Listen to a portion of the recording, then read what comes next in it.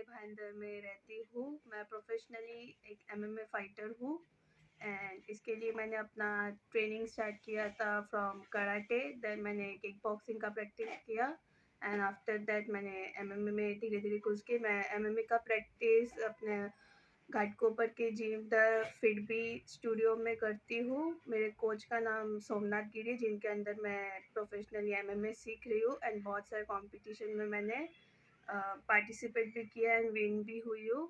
बाकी जहाँ तक बात है कि मेरे मॉम डैड भी मुझे बहुत सपोर्ट करते हैं, बट थिंग इज़ दैट कि मुंबई में बहुत सारे ऐसे प्रॉब्लम की वजह से इस फील्ड को लेके हमें स्ट्रगल भी करना पड़ रहा है। तो मैं सारे मुंबई एंड इंडिया में एक ही बात बोलूँगी कि आप बस हम लोग जैसे फाइटर्स को, जो हम लोग मिडिल क्लास से निकले हुए हैं, उन्हें सपोर्ट कीजिए। आपका आपका बस थोड़ा सपोर्ट मिल जाए तो हम लोग फिर आगे नहीं सिर्फ बहुत आगे बढ़ सकते हैं। Thank you so much.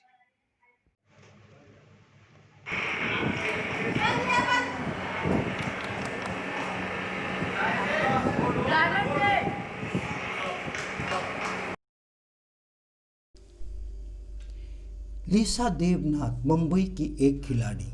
न किसी ने दिया अब तक प्रोत्साहन अपनी माता की मेहनत से, फिर भी बेहतरीन बन रही खिलाड़ी। सरकारी स्तर पर हो रही अनदेखी, स्थानीय मीडिया भी बेखबर क्यों? अपना अंदाज के प्रधान संपादक, गायक, कवि, गीतकार सुरेंद्र मेहता ने की प्रतिमा देवनाथ और लिसा देवनाथ से बातचीत। नाम है लिसा, पिता नैनी गोपाल, माता प्रतिमा। लिसा की आयु अब 22 वर्ष है। माया नगरी के भाईंदर क्षेत्र में रहती है। Lisa karate gold medallist, MMA Asian runners up national title belt holder भी है। एमएमए किक बॉक्सिंग में गोल्ड मेडलिस्ट नेशनल रही।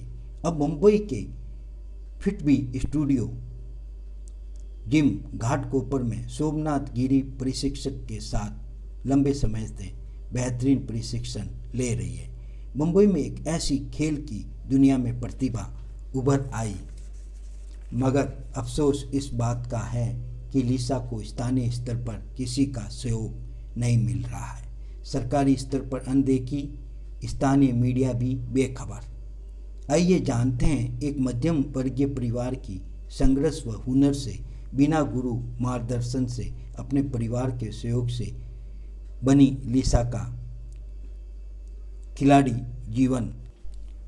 संघर्ष भरा जीवन, जिसका कारण क्या, यही हम आपको बताते हैं कि खेलकूद के क्षेत्र में मुंबई जैसे महानगर में रहकर लिसा पीछे कभी नहीं हटेगी। लिसा ने ये खेल की भावना को 7वीं कक्षा से अपनाया। 10वीं में बॉलीवुड के सितारे शिल्पा शेट्टी, राज कुंद्रा के सहयोग से आयोजित हुई टूर्नामेंट से लिसा काफ़ी प्रभावित हुई और खुद अपने बल पर बिना गुरु ही आगे बढ़ी। अपने दिमाग से, हुनर से एमएमए का प्रशिक्षण प्राप्त किया और कर भी रही है। अब आत्मविश्वास तो आगे बढ़ा, मगर चुनौतियों का भी डटकर मुकाबला किया। संघर्ष जारी रहा है। स्थानीय स्तर पर अब तक कोई किसी ने इनको प्रोत्साहन देकर इनका हौसला अफजाई नहीं किया। नहीं सोशल मीडिया और मीडिया का प्रतिसाद मिला।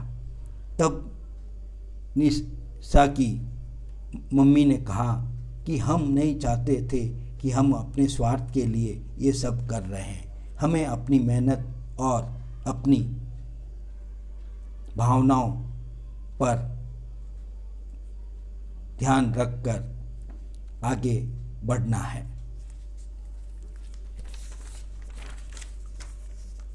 भविष्य में क्या प्रयास होगा?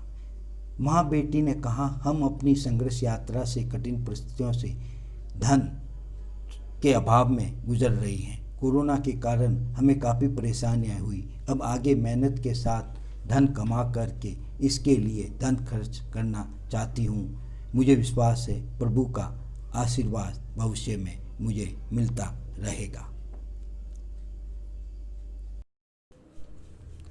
अपने प्रशिक्षण के लिए लिसा ने कई लोगों से संपर्क साधा और ये भी जाना, मगर सब थोथे आश्वासन देते रहे। सरकारी स्तर पर क्या प्रयास किया? उनकी मम्मी ने बताया कि हमने कई बार महानगर पालिका को अवगत कराया और नेताओं से संपर्क है। क्या सपना आगे आपका? लिसा की मम्मी ने कहा कि सपना अच्छा है, मेरी बेटी एक मुंबई से देश विदेश में अपनी खेल प्रतिभा का बेहतरीन प्रदर्शन करे।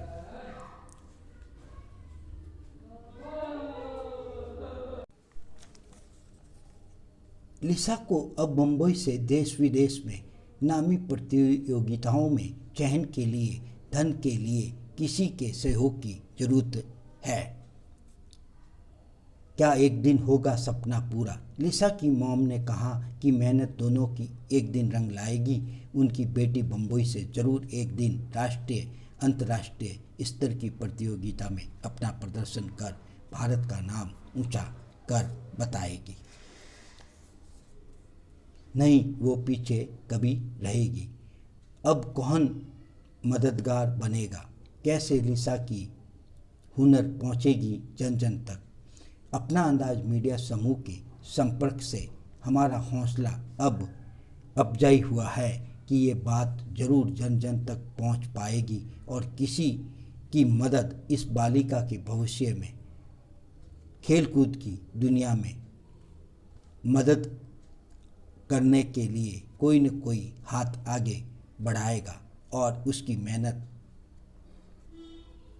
से हमें हमारा सपना पूरा करने में आसानी होगी।